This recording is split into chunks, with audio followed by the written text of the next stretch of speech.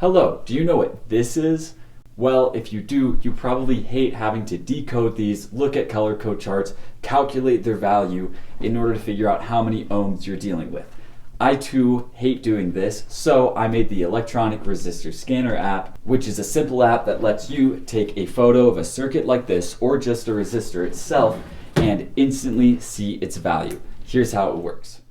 All we have to do to figure out what these resistor values are is open up the app. I can zoom in a little bit if I want and just snap a quick picture and run the analysis.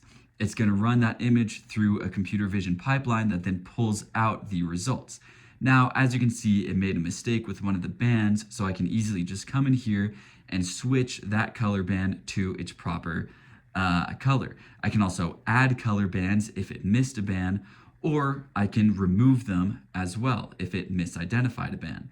Now let's go to the next one. Then we also have the ability to quickly switch the orientation of the color band in order to actually try different orientations and see which value matches up what we might expect to see. Then I have a full view of the entire circuit board. I can click on individual resistors, see their value. I can edit them if I need to, and it's just as easy as that.